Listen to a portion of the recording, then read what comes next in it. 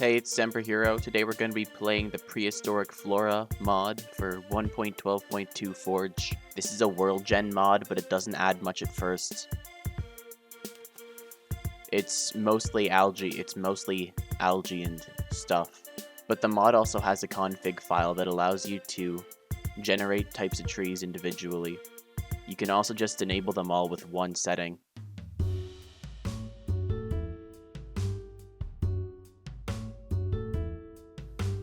So the first thing you should see when you're playing the game. So now these types of plants appear throughout the world. There's bushes, trees, algae, smaller plants, fungi. What's this giant green tree? There are a ton of different types of trees that show up in the game. I'm gonna try breaking some of this.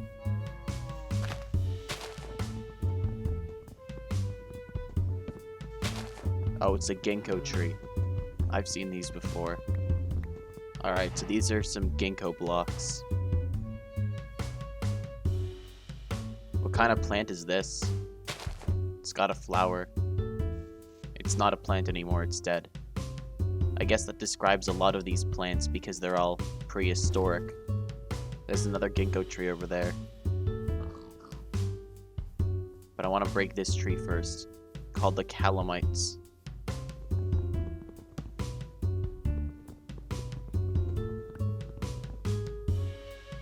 What kind of tree is this? This vine thing is called the Odontopterus. This plant can only grow next to climbable surfaces, and it climbs on them like vines. So here is multiple types of plant on top of each other. The Odontopterus is growing on some Bothrodendron log. Bothrodendron's got a neat texture. If you break the blocks that the Odontopterus is on, it won't break. It'll just stay there in the sky, and you can still move it around by right-clicking. I'm murdering a sheep with Callistophales seeds. Looks like those sheep had to seed death. The Bothrodendron log creates Bothrodendron planks, which look like this. This mod adds 3 new dimensions, but to get to any of them, we're first gonna have to get 9 diamonds, some glass, and a skeleton. That's why I've built this trap right here. A skeleton's gonna show up and try to attack me. Then, I run around it, and then while it's in this area, I kill it. This space also doubles as a place where I can mine the diamonds, which makes it super efficient. By surrounding it with torches, I can make it so that skeletons don't spawn inside of this trap itself. So I'm gonna name this the Skeleton Prehistoric Tree Trap. Sign throw. Sign throw. The skeleton will have 2 signs to know that this is a trap, but they're gonna miss it because they're a mob.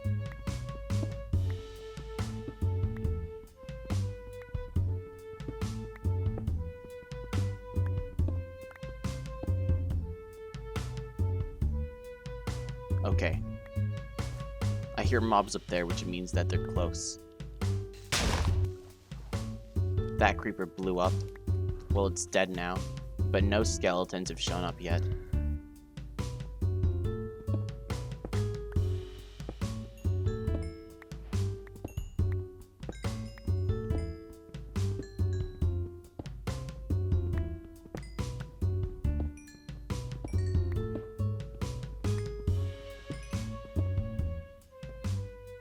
Alright, now that I have the diamonds, it's time for the next step. There's a skeleton right here. My luck's not bad after all.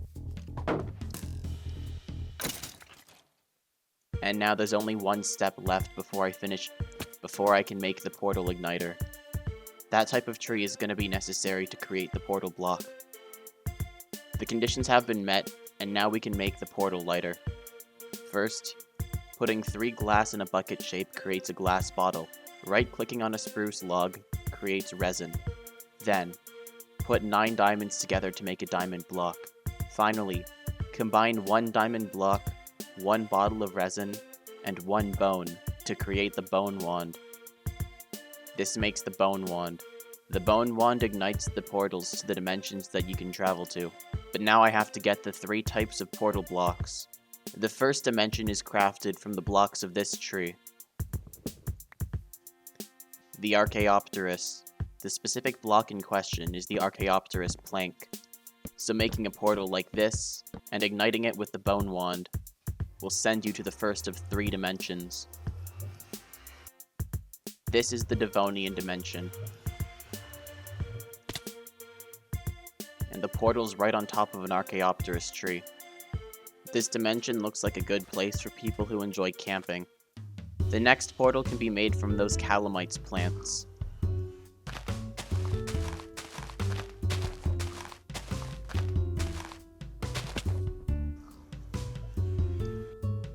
The portal leads to the Carboniferous dimension, which looks like this.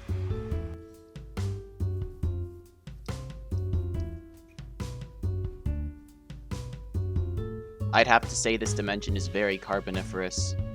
For whatever reason, when I get this close to the ground, some of the mushroom dirt disappears. Anyway, this block is prototaxites. It shows up on the Mushroom Islands. Over time, it slowly spreads. When there's enough of it, it starts sprouting these shoots. If you don't do anything in time, they'll break. But if you break them yourself first, you can get some prototaxites pieces. 9 of these pieces creates a prototaxites block. And this is the 3rd portal block.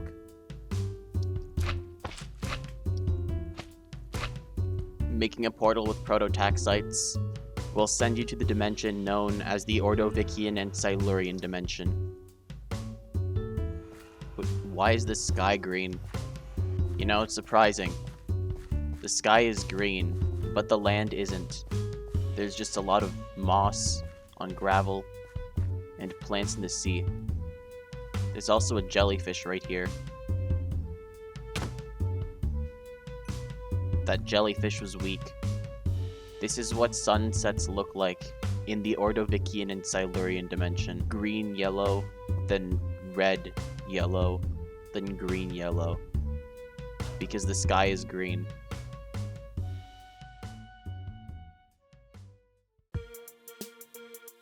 Look at this mushroom. Why are the mushroom textures being stretched up into the sky? Do normal mushrooms just look like that? Weird. What kind of plant is this? It's gravel? It's the gravel plant. Hey guys, I got a plant from the plant store. It's gravel. Here's a free source of gravel in the mod. That's neat. The mod also has 4 new ways for getting saplings and plants, which are different from normal Minecraft. The first way to get plants is through the seed method. If you right-click some plants, or sometimes parts of plants, they can drop seeds. Some of them you can just break, which is how you get more Callistophales seeds. But if you right-click the plant and you get lucky, it should just drop the seeds. You don't need to break the plant itself, but there's a chance of that happening. Williamsona seeds. Huh.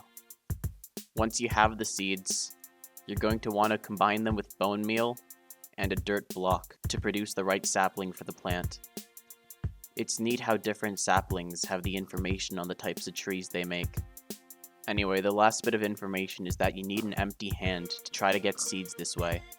And you can also spam the seed plants. The only risk is that they'll break and you might not get anything from it. The next way you can get saplings for plants is through flowers. First, craft shears. Then find the right type of tree where you can do this. This is a magnolia flower. If you shear a flower, like a magnolia flower, and then right-click it on another flower that's still on the tree, then you have a chance of getting seeds from it. You know what to do from there. The next way you can get saplings is with spores. First, you gotta craft something using 2 paper and 1 resin. This is a spore collection envelope. Then what you have to do is right-click the right part of the plant with the envelope.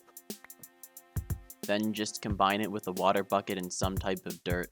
Here is a Dixonia sapling. Then the last way is with fruits or cones. This Artocarpus drops these things. You might have to break the block occasionally to get the seeds, or put it in a crafting table, but then you know what to do from there.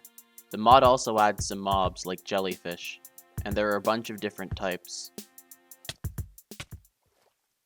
Wait, this one deals damage? Wait, all the jellyfish deal damage. Jellyfish don't target the player, but they deal damage. They're still super weak and easy to kill, though. What? Are you serious? This is the Prehistoric Flora mod. I think it's a cool mod. I found it on CurseForge. There's a server for it where the developer takes suggestions, you know, and there's a lot of stuff you can find. All of the plants have a lot of information on them, a bunch of different mechanics. So, if you want, check out the mod, and like, comment, and also subscribe.